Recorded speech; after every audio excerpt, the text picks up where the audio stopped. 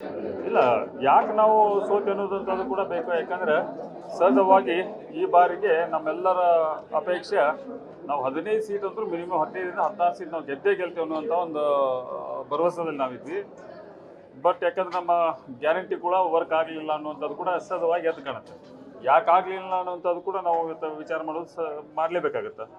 ಜೊತೆಗೆ ಕ್ಷೇತ್ರದಲ್ಲಿ ಕೂಡ ಯಾರು ನಮ್ಮ ಪಕ್ಷಕ್ಕೆ ಆ್ಯಂಟಿ ಮಾಡಿದಂಥದ್ದು ಇಂಥ ವಿಚಾರಗಳಿದ್ರು ಕೂಡ ಕೇಳಕತ್ತಾರ. ಇದಕ್ಕೆ ಯಾವ ಕಾರಣದಿಂದ ಈ ಥರ ಅನ್ನುವಂಥದ್ದನ್ನು ಸತ್ಯ ಶೋಧನೆ ಸಚಿವರ ಕ್ಷೇತ್ರದಲ್ಲಿ ಲೀಡ್ಗಳು ಬಂದಿಲ್ಲ ಅನ್ನುವಂಥದ್ದು ಸರ್. ಅವರು ರಾಜೀನಾಮೆ ಬೇಕು ಅಂತಿದ್ದಾರೆ ಸರ್ ಕೆಲವರು. ಅಲ್ಲ, ಕೆಲವೊಂದು ಸಚಿವರಲ್ಲಿ ಕೂಡ ಆಗ್ಯಾವ, ಶಾಸಕರ ಕ್ಷೇತ್ರದಲ್ಲಿ ಕೂಡ ಆಗ್ಯಾವ.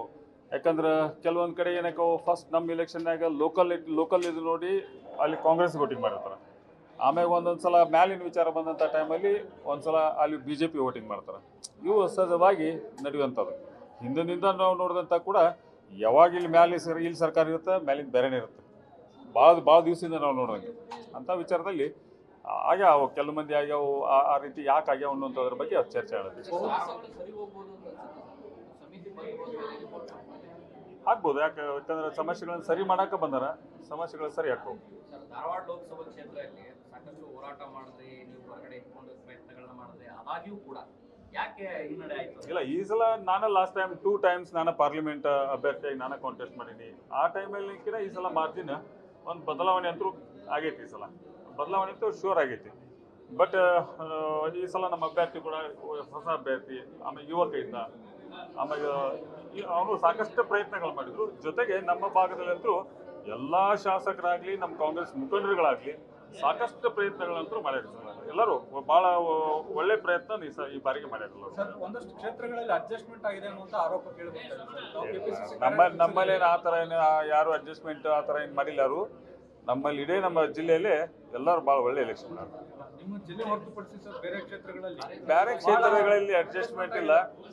ಸಹಜವಾಗಿ ಹಲವಾರು ಕಾರಣಗಳಿರ್ತಾವೆ. ಈ ಚುನಾವಣೆ ಅಂದಂಥ ಟೈಮಲ್ಲಿ ಒಂದೇ ಕಾರಣಗಳಿರಂಗಿಲ್ಲ. ಚುನಾವಣೆ ಟೈಮಲ್ಲಿ ಹಲವಾರು ಕಾರಣಗಳಿರ್ತಾವೆ, ಒಂದೇ ಕಾರಣದಿಂದ ಆಗಲ್ಲ.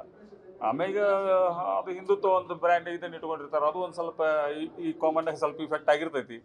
ಆಮೇಲೆ ನಮ್ಮಲ್ಲಿ ಹುಬ್ಳಿಯಲ್ಲಿ ಅಂತೂ ಆ ನೇಹಾ ನೇಹಾ ಮರ್ಡರ್ ಕೇಸ್ ಇರ್ತಲ್ಲ, ಅದು ನಮಗೆ ಮೇಜರ್ ಇಫೆಕ್ಟ್ ಆಗ್ತಿಲ್ಲ. ನೇಹಾ ಕೇಸ್ ಇರಲಿಲ್ಲ ಅಂತಂದ್ರೆ, ಯಾಕಂದ್ರೆ BJP ಅದನ್ನ ಒಂದು ದೊಡ್ಡ ಅಜೆಂಡಾ ಅಂತ ತೊಗೊಂಡ್ರಲ್ಲ, ನೇಹಾ ಕೇಸ್ನ ಒಂದು ದೊಡ್ಡ ಅಜೆಂಡಾ ತೊಗೊಂಡ್ರು. ಆಮ್ಯಾಗ ಅದ್ರ ಸಲುವಾಗಿನ ದಿನ ಒಂದು ಸ್ಟ್ರೈಕ್ ಮಾಡೋಕೆ ಒಂದು ಟೀಮ ಬಿಟ್ಬಿಟ್ಟಿದ್ರು. ಪೂರ 200% ರಾಜಕೀಯ ಮಾಡಿದ್ರು ಅದ್ರೊಳಗೆ. ಯಾಕಂದ್ರೆ ನೇಹಾ ಅವ್ರ ತಂದೆ ಏನದ, ನೇಹಾ ಹಿರೇಮಠ ಅವ್ರ ತಂದೆ ನಮ್ಮ ಕಾರ್ಪೊರೇಟ್ರೆ, ನಮ್ಮ ಕಾಂಗ್ರೆಸ್ ಕಾರ್ಪೊರೇಟ್ರೆ. ಬಟ್ ಅದನ್ನ BJP ಅವರು ಅದರ ದುರುಪಯೋಗ ಪಡ್ಕೊಂಡು ಅದನ್ನ ಉಪಯೋಗಿಸ್ಕೊಂಡ್ರಷ್ಟೇ. ಸರ್, ಈಗ ಇಡಿ ನಾಗೇಂದ್ರ ಅವ್ರನ್ನ ವಶಕ್ಕೆ ತೆಗೆದುಕೊಂಡಿದೆ ಸರ್. ಸರ್ಕಾರನೇ ಈ ಹಗರಣದಲ್ಲಿ ಭಾಗಿಯಾಗಿದೆ ಅನ್ನೋ ಆರೋಪನ BJP ಮಾಡ್ತಾ ಇದೆ. ಸರ್ಕಾರ ಅಲ್ಲ ನೋಡ್ರಿ, ಅವ್ರವ್ರ ವೈಯಕ್ತಿಕ ವಿಚಾರಗಳು. ಆಮೇಲೆ ಇಡಿ ಎನ್ಕ್ವೈರಿ ಆಗುತ್ತೆ. ಎನ್ಕ್ವೈರಿ ಆದ್ರೆ ಏನಾಗೈತಿ ಅನ್ನೋದು ಸತ್ಯ ಸಿಗುತ್ತಲ್ಲ ಅಲ್ಲಿ. ಅದ್ರ ಬಗ್ಗೆ ನಾವೇನು ಇನ್ವೆಸ್ಟಿಗೇಷನ್ ಆಫೀಸರು ಅಲ್ಲ, ಅದ್ರ ಬಗ್ಗೆ ನಾವು ಚರ್ಚೆ ಮಾಡೋದು ಸೂಕ್ತ ಅಲ್ಲ ಅನ್ಸುತ್ತೆ. ದೊಡ್ಡ ನಾಯಕರು ಕೂಡ CM DCM ಸಮೇತ ಎಲ್ಲರೂ ಭಾಗಿಯಾಗಿದ್ದಾರೆ ಅನ್ನೋ ಆರೋಪ ಮಾಡ್ತಾ ಇದ್ದಾರೆ. ನನಗನ್ಸು ಮಟ್ಟಿಗೆ ಆ ಥರದ್ದು ಯಾವ ಆರೋಪಗಳು ಇಲ್ಲ. ಯಾಕಂದ್ರೆ ಇರಾಕು ಸಾಧ್ಯ ಇಲ್ಲ, ಅವ್ರು ಇರಾಕು ಸಾಧ್ಯ ಇಲ್ಲ. ಹೆಂಗೆ ಇರಕ್ಕೆ ಸಾಧ್ಯತೆ? ಈಗ ಇಂಡಿವಿಜುವಲ್ ಡಿಪಾರ್ಟ್ಮೆಂಟ್ಗಳು ಇರ್ತಾವೆ, ಆ ಡಿಪಾರ್ಟ್ಮೆಂಟ್ ಎಲ್ಲನೂ ಮುಖ್ಯಮಂತ್ರಿಗಳು ನೋಡೋಕ್ಕಾಗಂಗಿಲ್ಲ. ಎಲ್ಲ ಡಿಪಾರ್ಟ್ಮೆಂಟ್ಗಳು ಮುಖ್ಯಮಂತ್ರಿಗಳು ನೋಡೋಕ್ಕಾಗಲ್ಲ. ನಾನು ಆ್ಯಸ್ ಎ ಮೈನಿಂಗ್ ಮಿನಿಸ್ಟರ್ ಕೆಲಸ ಮಾಡೀನಿ. ಆ ಟೈಮಲ್ಲಿ ಇದ್ದಂಥ ಹಗರಣಗಳನ್ನು ನೋಡಿಬಿಟ್ರೆ ಬಟ್ ಯಾವುದೂ ಒಂದು ಕಪ್ಪು ಚಿಕ್ಕಿಲ್ಲ ಅಂತ ನಾವು ಹೊರಗೆ ಅವತ್ತು 4 ವರ್ಷ ಮೈನಿಂಗ್ ಮಿನಿಸ್ಟರ್ ನಾನು ಕೆಲಸ ಮಾಡಿದೆ. ಬಟ್ ಅವತ್ತು ಕೂಡ ನಮ್ಮಲ್ಲಿ ಸಾಕಷ್ಟು ದೊಡ್ಡ ಹಗರಣನೇ ಇವತ್ತು ಮೈನಿಂಗ್ ಹಗರಣ ಇತ್ತು ಅವತ್ತು. ಅಂಥ ಟೈಮಲ್ಲಿ ಕೂಡ ನಾವು ರನ್ ಮಾಡಿದ್ವಿ.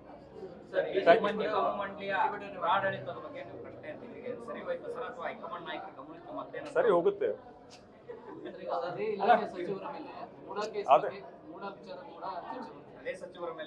ಕಡತವನ್ನ ಬೆಂಗಳೂರಿಗೆ ಎತ್ಕೊಂಡ್ ಬಂದಿದ್ದಾರೆ, ಬದಲಾವಣೆ ಮಾಡ್ತಾ ಇದ್ದಾರೆ, ಕಡತಗಳನ್ನ ತಿದ್ದುಪಡಿ ನೋಡ್ರಿ, ನಾನು ಅದರ ಕಮಿಷನರು ಅಲ್ಲ, ನನಗೆ ಅದ್ರ ಬಗ್ಗೆ ಮಾಹಿತಿ ಇನ್ನೇನು ನನಗಂತೂ ಆ ಮೂಡಾಕ ನಮ್ಗೆ ಯಾವ ಏನು ಇನ್ಸಿಡೆಂಟ್ ಅಂತೂ ನಮ್ಗೆ ಗೊತ್ತಿಲ್ಲ. ನೀವು ಟಿವಿಯಾಗಿ ಏನು ತೋರಿಸ್ತೀರ ಅಷ್ಟು ನೋಡತ್ತೀವಿ ನಾವು. ಆರೋಪ ಮಾಡಿದ್ರಿ, ಅವರು ಆರೋಪ ಮಾಡ್ತಾ ಇದ್ದಾರೆ ಒಬ್ಬರ ಮೇಲೇನೆ ಅಂತ ನೋಡ್ರಿ, ಎನ್ಕ್ವೈರಿ ಆಗುತ್ತಲ್ಲ. ಎನ್ಕ್ವೈರಿ ಆದಾಗ ಯಾರು ತಪ್ಪಿರ್ತಾರೋ ಅವ್ರು ಸಿಗ್ತಾರೆ. ಅದ್ರ ಬಗ್ಗೆ ಯಾಕೆ ಚರ್ಚೆ ಮಾಡೋದು? ಚಲೋ, ಥ್ಯಾಂಕ್ ಯು. ನ್ಯೂಸ್ ಫಸ್ಟ್, ನಿರ್ಭೀತಿಯಿಂದ ನಿಮ್ಮ ಪರವಾಗಿ.